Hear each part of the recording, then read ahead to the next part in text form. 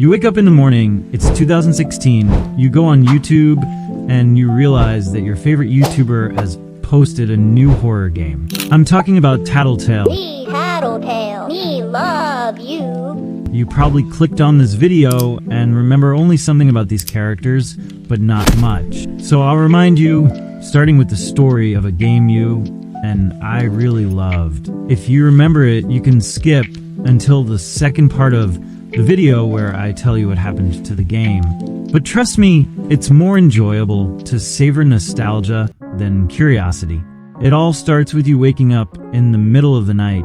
It's almost Christmas, and your house should be quiet, but it's not.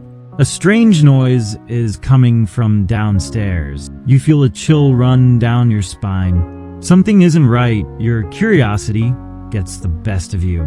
You sneak down the stairs, heart pounding. Under the Christmas tree, a box calls to you. You know you shouldn't open your presents early, but you can't resist. Slowly, you peel back the wrapping paper. And that's when you see a small, round creature with big, blinking eyes. A Tattletail toy. It stares up at you and says in a cheerful voice, "Me Tattletail. Me love you." At first, everything seems fine.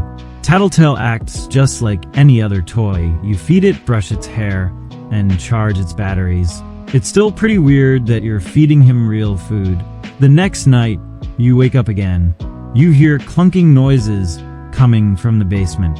When you go to investigate, you find Tattletail shaking inside the washing machine. You notice that it has no battery, so you go and charge it. But the toy tells you to play with a vase in the basement, and it's normal that you do it. But the lights go out and you grab a flashlight. Then you go to bed. It's the third day before Christmas. Then some whispers start.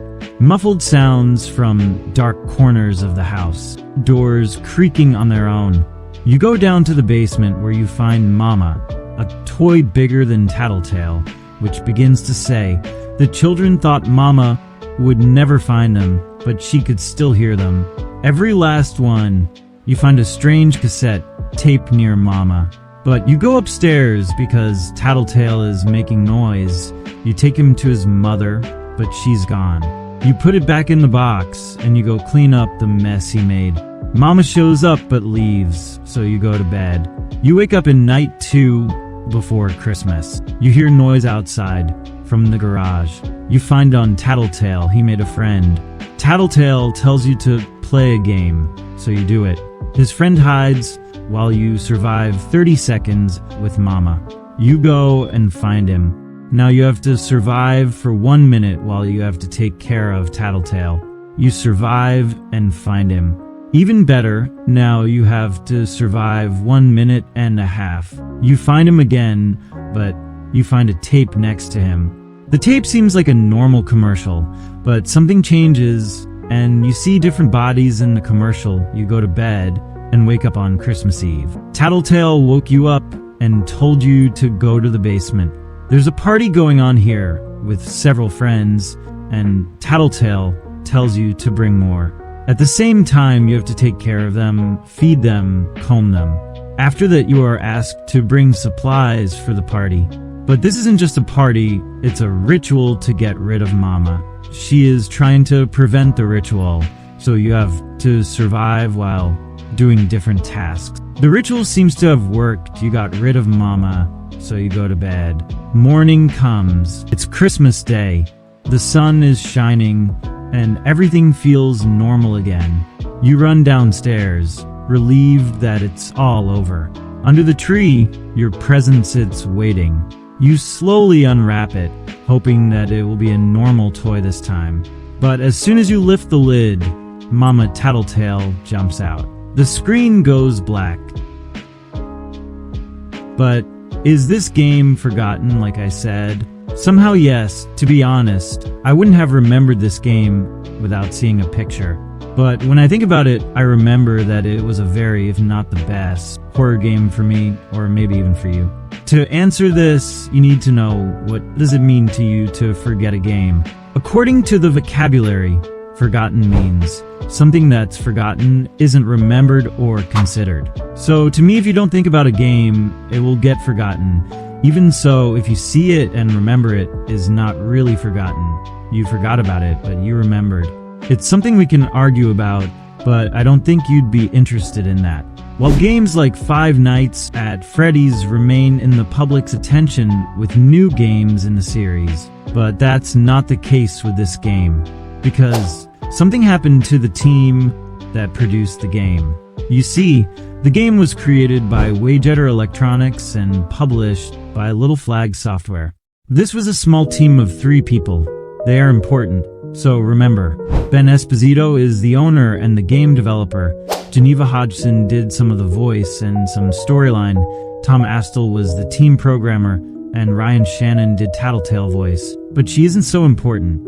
Ben and Geneva were the 2 who came up with the idea for the game. The game is heavily inspired by Furby, the popular electronic toy from the late 1990s and early 2000s. The way Tattletail speaks needs care, feeding, brushing, charging, and unexpectedly activates, mirrors the behavior of Furbies, which were known for their eerie, unpredictable speech patterns. Of course, he had other sources of inspiration, such as Five Nights at Freddy's. Before that, Ben Esposito made a very popular game. You might remember, as with Tattletail, a lot of YouTube was playing Sonic Dreams Collection. But I'm not going to talk much about this game, you know why. So coming back, after they released the game, they didn't really manage to maintain the hype because they didn't release anything new. They didn't even update the game so much. After about a year, the game received a DLC. I'm talking about the Kaleidoscope expansion. Here's a brief summary. Instead of running from Mama Tattletail, like before, you wake up on Christmas morning feeling like nothing bad ever happened. Mama isn't a monster. Tattletail isn't cursed. It's all just a normal happy memory. But then the notes appear. Someone or something is telling you that your memories have been changed. The idea that reality itself is being rewritten? That's more terrifying than any jump scare. To fix it, you enter the Kaleidoscope, a warped dimension where memories are stacked, twisted, and jumbled. You relive familiar moments, but they feel off, like a corrupted version of the past. It's eerie, disorienting, and plays on psychological horror rather than just survival. Even after you fix your memories and wake up on Christmas Day again, there's still that nagging feeling. For me, this DLC is not that good. Not that it's a bad thing, but it seems like the story didn't continue the way I expected. Even so, the hype still existed when Tattletail toys were expected to be made. For a lot of this time, I thought toys like this actually existed. But no, it was just some fans making these toys. After that, nothing new happened. Ben Esposito said something about a Tattletail show, and we still wait to this day. Quickly after the game's release, the team split up. Geneva Hodgson, she now works at Cartoon Network on voiceover and storyline. Tom Astle has a YouTube channel where he posts about a game he was working on. And Ben got over the game making other games, some popular ones like Donut County. Oh, and let's not forget the recent YouTube animations of Tattletail dancing. While you may think this game should have been continued, I think some games should be left as they were. Sometimes, expanding a simple, unique horror game into a long series ruins what made it special in the first place. Some creators have created series out of horror games. Here we are talking about Bendy, Hello Neighbor, or even Five Nights at Freddy's. While yes, you would be happy to see the plot of your favorite game continue, there are some small games that are unique. Compared to the rest, they are made to be temporary. Tattletail works because it's small, weird, and mysterious. It's a short horror story, told just once. If it had sequels, the horror of Mama Tattletail would start to feel repetitive, and the simple charm of the game would be lost. Why didn't Ben continue the game? This is a coincidence with a simpler answer than you might expect. Do you remember when you were a kid and you played soccer every day? You hoped that one day you would become a good footballer like Ronaldo. That's what Ben did. He tried something he'd never done before. It was a unique experience. Analyzing him, I realized that he tried something and felt responsible to finish what he started with that DLC. You can tell from the games he made that horror games aren't what he likes to do. Now, you remember when I said that remaking a game that was only made once was bad? There are some games that have achieved this, but especially some cartoons that delight us with nostalgia. You have a video of some of them on the screen. If you like the video, like and subscribe for the algorithm.